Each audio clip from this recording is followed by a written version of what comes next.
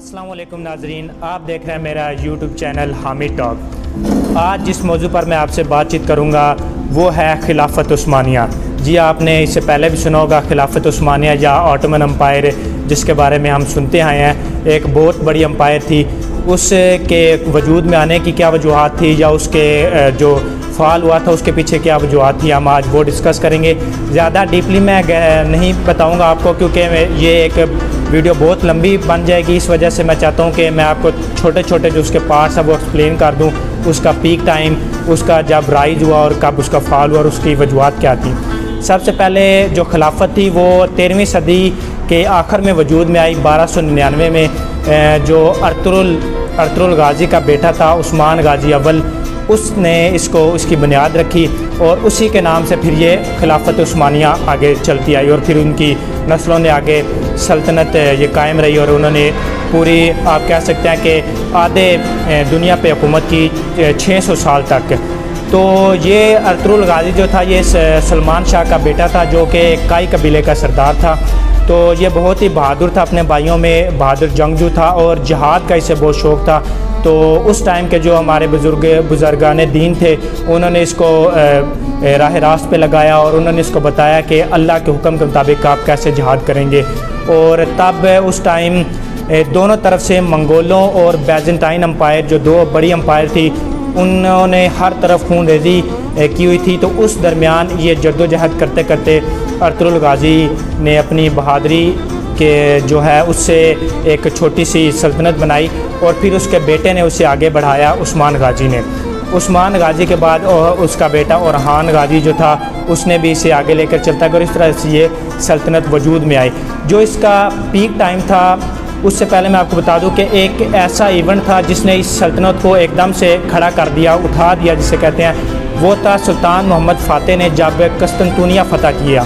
जी हाँ, बिल्कुल, ये कस्तंतुनिया वो किला है जिसके बारे में आप सल्लल्लाहु अलैहि वसल्लम ने अपनी हदीस में भी बताया था कि मैं उन मुजाहिदों के बारे में उनके नाम भी जानता हूँ और वो कस्तंतुनिया फ़तह करेंगे।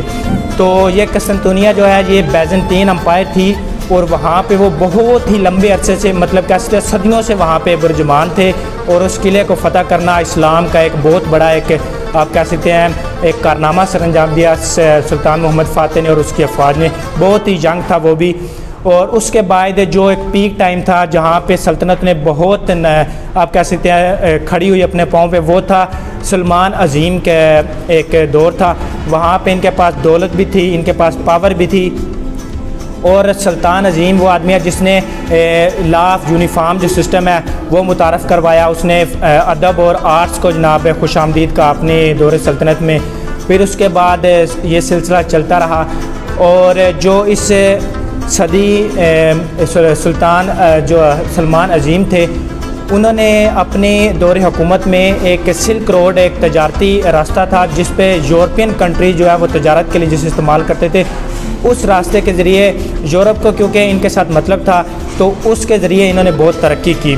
लेकिन उसके बाद एक वक्त ऐसा आया कि जब खिलाफत जो थी, बेसिकली आपको पता है कि मुसलमान जो थे, तुर्क मुसलमान बहुत ही बहादुर शुरू से ये जाने जाते थे, तो वो अपनी बहादुरी के लिए जाने जाते थे।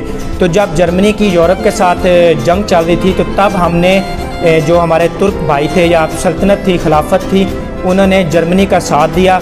और जर्मनी का साथ देने के बाद जब पूरा यूरोप इनके ख़िलाफ़ हो गया, तो तब अंदर से कुछ जो इनके लोग थे उन्होंने चालें चलनी शुरू की और ख़िलाफ़त को गिराने में उन्होंने अहम किरदार अदा किया।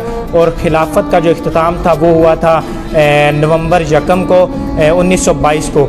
उसके बाद फिर कमाल अतातुर्क जो पहले इनका आर्मी चीफ था, फिर वो सदर प्रेसिडेंट बना। 1923 से 29 अक्टूबर 1923 से लेकर 1938 तक ही उसने अपनी हुकूमत चलाई।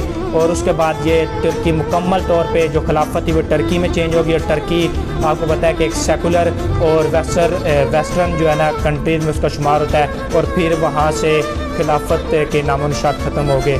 अगर आपको मेरी आज की ये व्लॉग पसंद आई, जो मैंने मालूमात आपके साथ शेयर की, तो मेरा चैनल सब्सक्राइब करना मत भूलिएगा। आपका मेज़बान हामिद रज़ा।